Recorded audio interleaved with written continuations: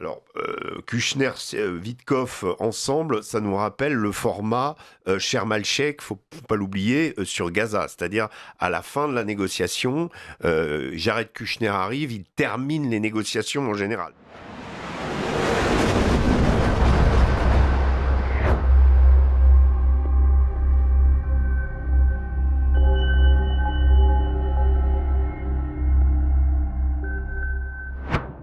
Et on poursuit avec notre partenaire du lundi, Régis Le Sommier. Bonjour et merci d'être avec nous. Merci Liselotte, bonjour à vous. Vous nous Euh, aviez manqué, ça fait 2 semaines qu'on vous oui, avait oui, pas ça vu. fait 2 semaines, mais me voilà de retour, je suis On était ravi. content d'être avec Charles Danjou. D'ailleurs, vous pouvez retrouver ces 2 entretiens qu'on a menés avec lui sur YouTube, chers auditeurs. On va parler de Zelensky aujourd'hui, donc de ce scandale de corruption qui arrange bien les États-Unis, Régis. Absolument. Alors, je vais vous parler effectivement de ce scandale de corruption et comment les Américains l'ont permis, vous allez comprendre pourquoi, et entendent désormais l'instrumentaliser pour obtenir leur négociation, pour pousser cette négociation. Mais avant, laissez-moi vous dire 2 mots sur ce qui risque de se passer cette semaine à Moscou. Alors, d'après le quotidien britannique The Telegraph, Trump va reconnaître la souveraineté russe sur des territoires ukrainiens. Alors, ce point sera même l'objet principal de la visite donc cette semaine à Moscou de l'émissaire pour l'Ukraine Steve Witkoff et d'une délégation, et ça c'est important, dont fera également partie Jared Kushner, le gendre de Donald Trump. Alors, Kushner, Witkoff, ensemble, ça nous rappelle le format Sharm el-Sheikh, faut pas l'oublier, sur Gaza. C'est-à-dire, à la fin de la négociation, Jared Kushner arrive, il termine les négociations en général. Ce n'est pas une garantie que la négociation sera terminée cette semaine à Moscou, mais en tout cas, ça montre qu'on est bien parti pour obtenir, on va dire, il va y avoir un événement probablement qui va se passer. C'est un signe que le président américain est prêt à aller assez loin pour obtenir la paix en Ukraine.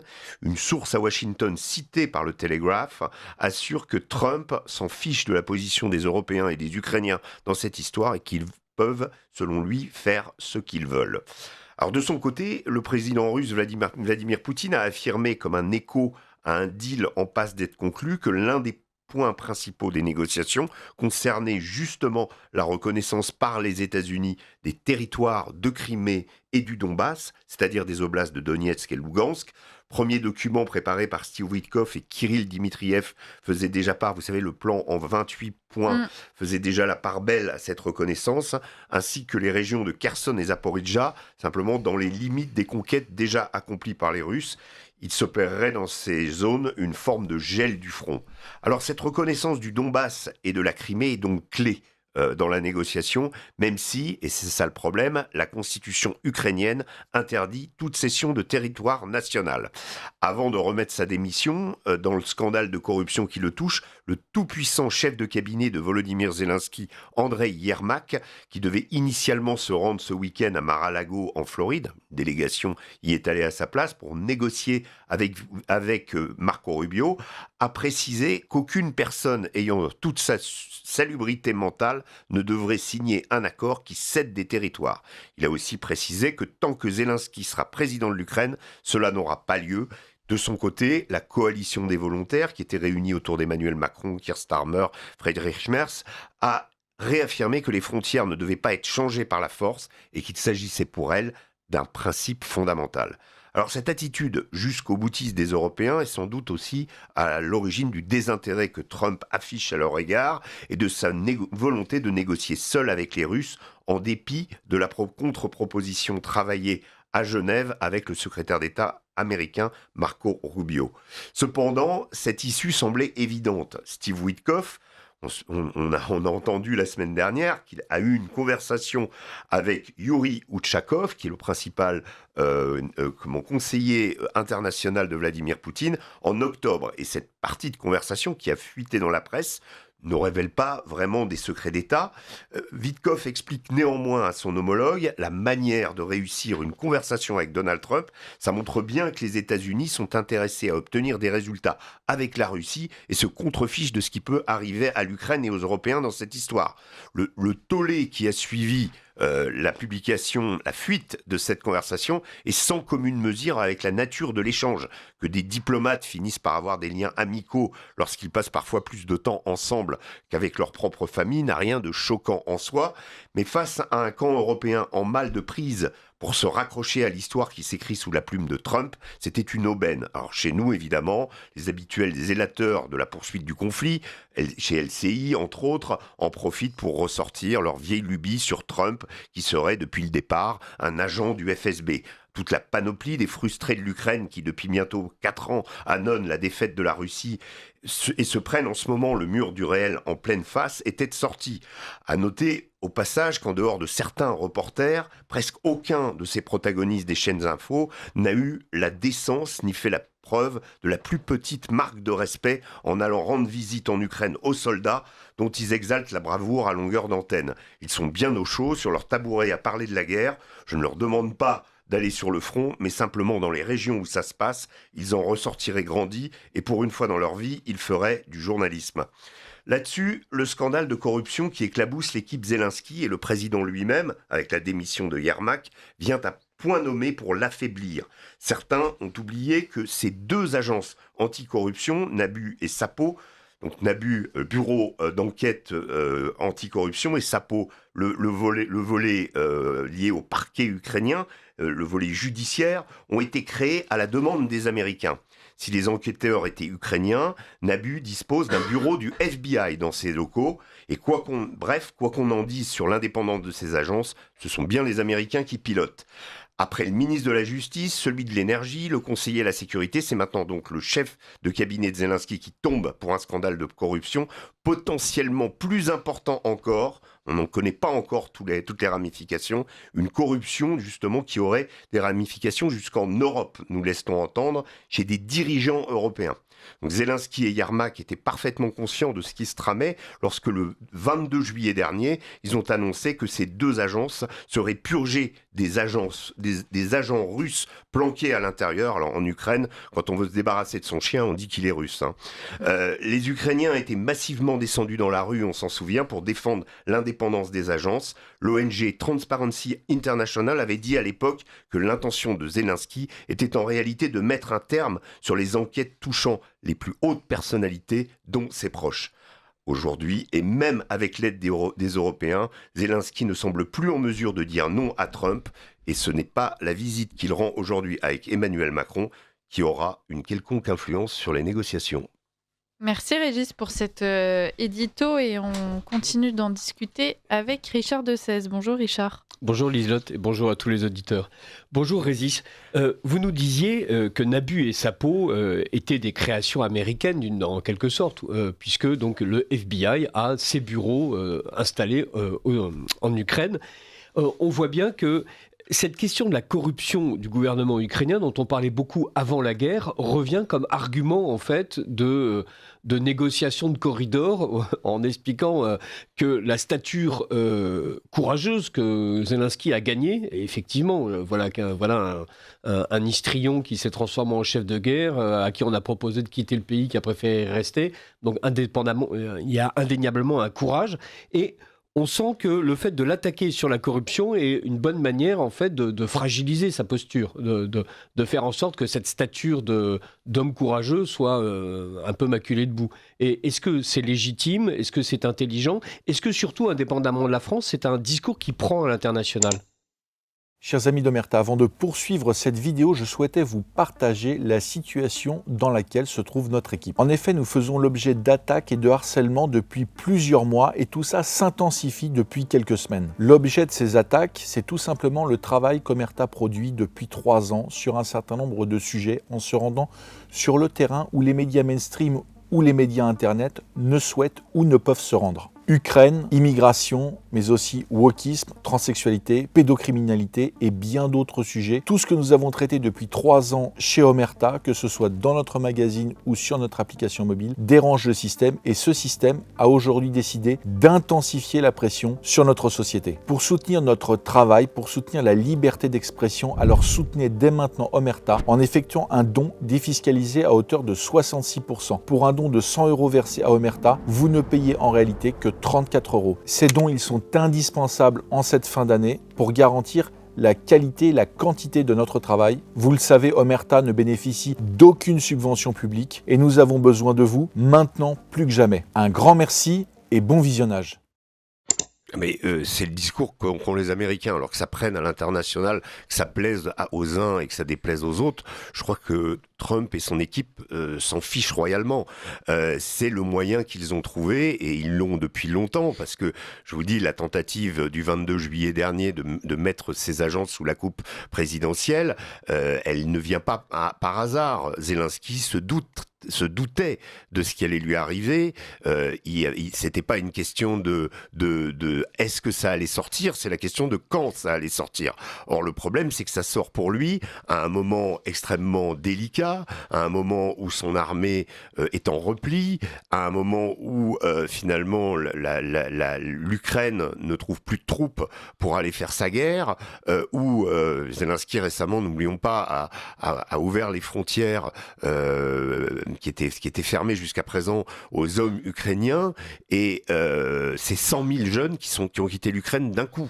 Ça veut dire quoi ? Ça veut dire que, en dehors, on va dire, des groupes les plus motivés, type Azov, qui est en train d'ailleurs d'irriguer totalement l'armée ukrainienne et de la transformer, en dehors des jusqu'au boutistes, on va dire, il y a peu de gens en Ukraine qui ont envie de continuer cette guerre. Les sondages le montrent. C'est pas des sondages, 69% des Ukrainiens, d'après Gallup, c'est pas moi qui le dis, c'est une agence de sondage américaine reconnue, souhaitent arrêter cette guerre. Donc aujourd'hui, le contexte pour Zelensky est très mauvais, et l'argument principal de la corruption refait surface. C'est un outil que les Américains trouvent pour essayer de le contraindre justement à céder ses territoires. C'est la partie la plus difficile. Il y a en fait pour résumer, si vous voulez, ce qui est en train de se passer dans les négociations, il y a 2 points principaux. Il y a plein, ensuite la taille de l'armée ukrainienne, adhésion à l'OTAN, refus de l'adhésion à l'OTAN, article 5, mais pas adhésion à l'OTAN, adhésion à l'Union européenne. Bref,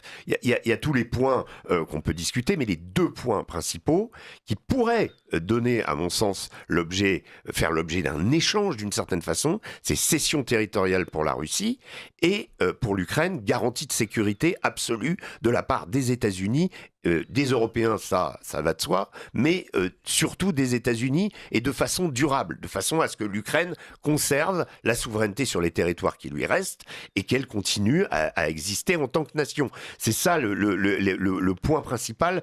Alors, les deux ne sont pas forcément corrélés, elles sont négociées, on va dire, indépendamment, mais on sent bien que la pierre d'achoppement et ce qui pourrait permettre à la négociation d'avancer et d'avoir du résultat serait que d'un côté, l'Ukraine accepte de céder ses territoires, et de l'autre, que la Russie accepte que l'Ukraine ne puisse plus être envahie, agressée, que l'Ukraine soit une nation souveraine à ses frontières, qu'elle rentre dans l'Union européenne, mais ça, Vladimir Poutine a déjà dit que c'est pas un problème pour lui. Donc voilà le principal nœud du problème pour ces négociations.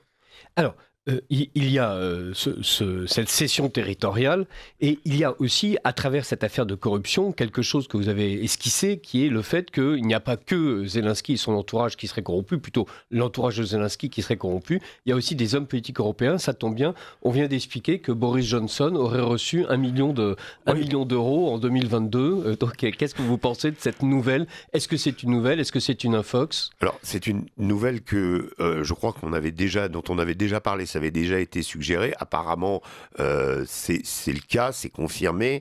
Maintenant, moi, j'attends ce qui va se passer, parce que là, on sent que avec ces 2 agences, on va prendre les 2 agences en tant que telles, c'est quand même des Ukrainiens, les auditeurs ou les enquêteurs pour regarder les comptes, éplucher tout ça, ce que ça va donner jusqu'au bout. C'est-à-dire que pour le moment, on sent que ces agences en ont encore sous le pied. C'est-à-dire que la démission d'Yermak n'est pas consécutive à des accusations. Sa maison a été perquisitionnée le 28 novembre. Les enquêteurs sont sortis avec un certain nombre de documents, mais rien ne lui a été on va dire, reproché directement pour le moment. Et il a choisi de démissionner. Et une chose importante, il a dit : je vais aller au front. Alors c'est très courageux de sa part, c'est pas un homme effectivement qui se débine, on le sait, c'est quelqu'un de craint, de respecter, et qu'il aille prendre la position d'un soldat sur la ligne de front, c'est très courageux. Mais en Ukraine, quand on est soldat, on peut échapper à la justice aussi aujourd'hui. Donc c'est aussi une façon de ne pas être poursuivi directement. Parce qu'on sent très très bien que c'est lui qui a organisé, c'est lui qui a orchestré depuis très longtemps toutes ces affaires de corruption. Alors le problème, ce qui est un peu choquant dans cette histoire, c'est que si il s'agissait de détourner des fonds, de faire des braquages comme le faisait Staline pour le parti bolchevique, pour la cause, on peut toujours dire on fait ça pour la cause, mais là il s'agit quand même d'amputer l'Ukraine d'une partie de l'aide que lui donne l'international pour défendre la nation. C'est ça qui est extrêmement choquant dans le cas de Yermak et quelque part dans le cas de Zelensky, parce que, pardonnez-moi, on peut douter du fait que Zelensky n'était pas au courant de tout ça. Il a quand même 3 ministres qui sont corrompus, son chef de cabinet qui faisait office de Premier ministre en fait, bis qui contrôlait tout. Et Zelensky aujourd'hui se retrouve dans une position où cette pièce, ce rouage fondamental de son équipe n'est plus là. C'est quelque chose de tout à fait neuf, je trouve, dans l'histoire des conflits, que ces accusations de corruption viennent faire irruption au milieu d'opérations militaires engagées, de négociations diplomatiques. Dans l'histoire, généralement, on apprend 4, 5, 10 ans, 20 ans après qu'en fait, il y avait des boules puantes, mais on n'en faisait jamais état pendant la guerre 39-45, pendant tout le 19e, quels que soient les conflits au 20e siècle. Ces histoires de corruption n'étaient jamais étalées au moment où les soldats étaient en train de mourir sur le front. Oui, mais pardonnez-moi, mais Zelensky est souvent comparé à Churchill. Je ne crois pas que Churchill ait été jamais accusé de détourner de l'argent destiné aux soldats à ses fins propres et aux fins de ses amis. On ne sait même pas si le fait de comparer à Churchill est véritablement quelque chose de particulièrement laudatif. En tout cas, ça a été fait. Il y a des gens qui n'ont pas hésité à le faire, le leader, etc., celui qui est l'homme de la situation. Et il l'a été indéniablement depuis l'époque où il a dit à Joe Biden « Je n'ai pas besoin d'un avion pour partir, mais j'ai besoin de plus d'armes ». Là, oui, il y a eu la phrase historique, on va dire, la phrase qui a sonné la résistance ukrainienne. De ce point de vue-là, il est impeccable. Maintenant, tolérer ou être acteur d'une ponction de l'aide internationale ou de magouilles dans le domaine de l'énergie, parce qu'il y a ça aussi. Énergie, c'est encore plus choquant, parce que le problème de l'Ukraine, qui rentre dans son 3e année d'hiver, c'est que les Russes ciblent le secteur de l'énergie, et qu'a fait Yermak? Il a obtenu la démission du type qui a permis jusqu'à présent que ce secteur de l'énergie continue vaille que vaille à alimenter les Ukrainiens en énergie. Donc comprenez que la popularité d'Yermak en Ukraine, elle soit au minimum. Pendant la protestation d'ailleurs des Ukrainiens le 22 juillet, parce que personne n'a fait très attention à ça, Zelensky était, on va dire, relativement épargné, même si c'est lui qui a initié le mouvement pour mettre sous sa coupe Nabu et Sapo. Les pancartes et les slogans étaient anti-Yermak. C'était Yermak dégage, Yermak va te faire foutre. Voilà ce que disaient les Ukrainiens. Donc voilà, on sait que c'est l'éminence grise, c'est lui qui a mis en place ça. Et aujourd'hui, voilà, oui, qu'on soit... mais le pire, c'est que là, on ne sait pas encore ce qui s'est passé. Enfin, on commence à subodorer aussi des affaires de corruption dans le secteur de l'armement. On s'en doute. Le New York Times, il y a 3 semaines, a sorti un papier expliquant, dans lequel il a décrypté les audits qui ont été menés par une agence sur les transactions pour le ministère de la Défense ukrainienne.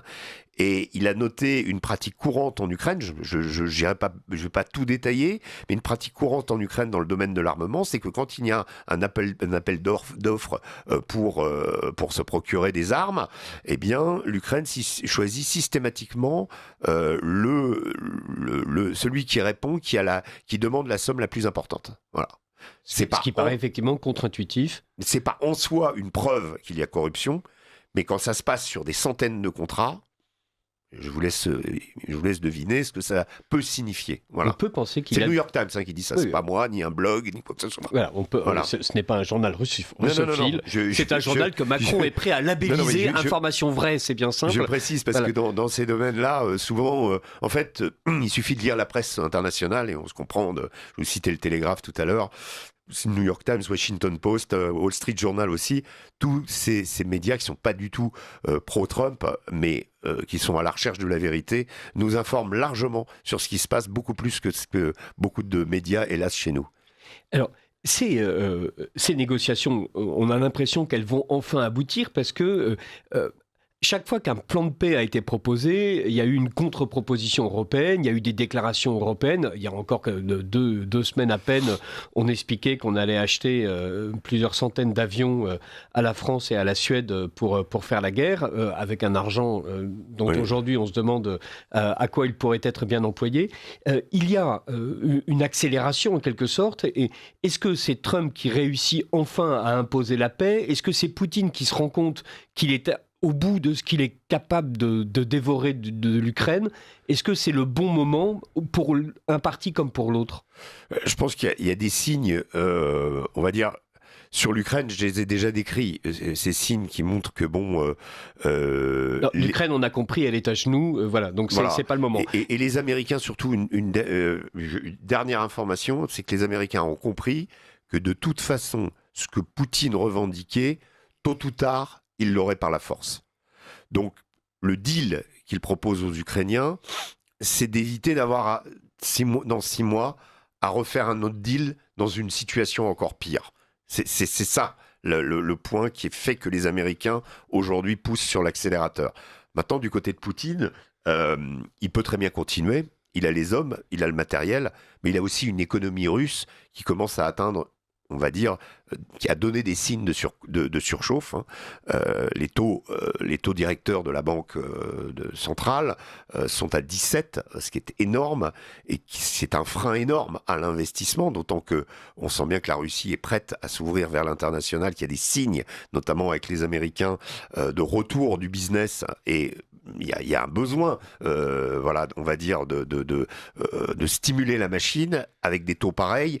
C'est très très difficile d'emprunter, et là vous êtes dans une situation où la Russie connaît de facto de l'inflation, même si sa situation n'est pas catastrophique, et même si elle l'était, la Russie, on le sait, a une certaine résilience, une certaine capacité, on va dire, de continuer à... Et là aussi, Poutine fait le pari que l'Ukraine, si la situation perdure, que l'Ukraine tombera avant son économie. En fait, il fait un pari.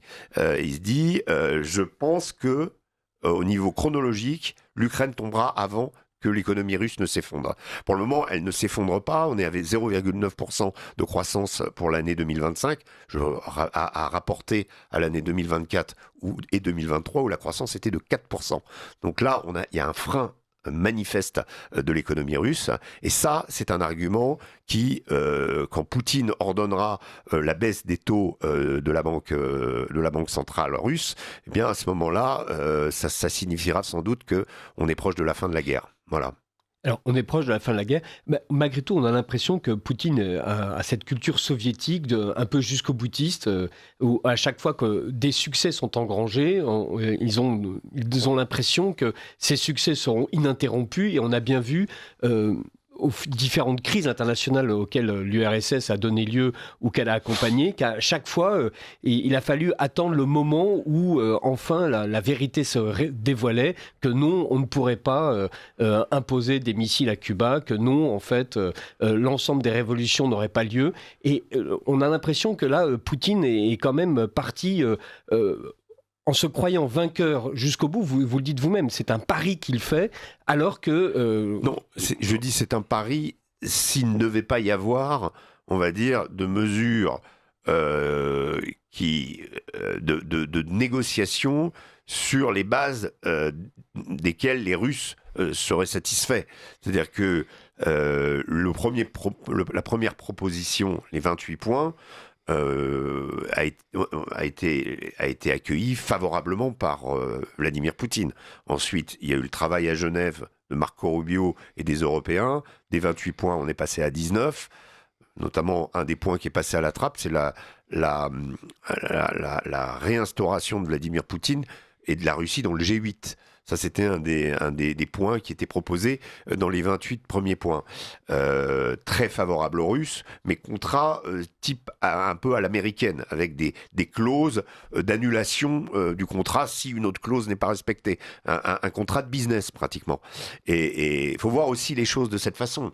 La façon dont abordent les États-Unis la crise ukrainienne, c'est dans l'idée de se faire de l'argent. C'est absolument immoral, je vous l'accorde, mais de toute façon, dans la situation actuelle, la position américaine est totalement immorale aussi, puisqu'elle fait payer à l'Europe une guerre qu'elle a quand même largement participé, à laquelle elle a largement participé, voire contribué à démarrer avec l'extension de l'OTAN vers l'Est. Donc la posture américaine n'est que affaires, négociations, business. Et c'est en ce sens où Trump pense qu'il gagnera plus encore s'il s'entend avec la Russie et si de toute façon, il va s'entendre avec la Russie. C'est là où on est souvent, on continue à raisonner avec des schémas anciens où les États-Unis piloteraient le monde occidental. C'est fini, c'est complètement fini. Donc à nous de récolter les morceaux, de voir ce qui va se passer et peut-être d'éviter de continuer des postures qui étaient peut-être logiques jusqu'à l'arrivée de Trump au pouvoir, mais qui aujourd'hui, au vu de l'état de la guerre en Ukraine,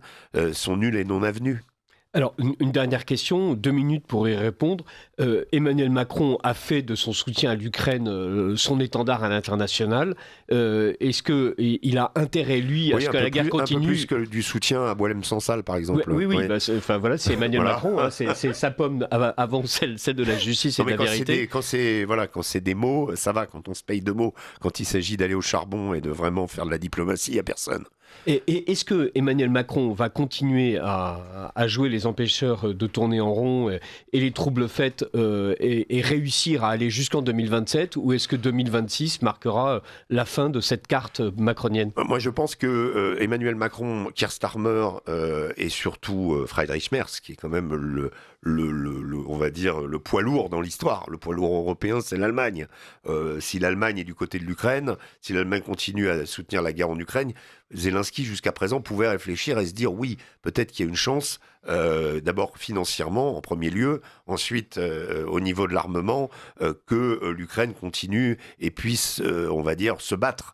Aujourd'hui, là, je crois que si on ajoute aussi à la corruption révélée, l'état de l'armée ukrainienne, l'état d'avancée des Russes, pas tellement dans le Donbass, parce que là, on est face à des forteresses installées que l'Ukraine a extrêmement bien, on va dire, manœuvré, enfin en tout cas des points sur lesquels elle s'accroche toujours. Le Donbass étant une géographie particulière, compliquée, faite de collines, de villes encaissées, etc., très difficile à conquérir. Et puis ces forteresses, elles existent depuis 2014. Mais quand on regarde sur d'autres secteurs du front, ce qui est en train de se passer, en particulier autour de la ville de Goulaïpol, c'est-à-dire dans l'oblast de Zaporijjia, là, les Russes avancent de façon beaucoup plus nette. Vous me rétorquerez que dans un relief plutôt plat, les drones ukrainiens sur lesquels les drones, le domaine des drones dans lequel les Ukrainiens conservent, on va dire, pas une supériorité, mais au moins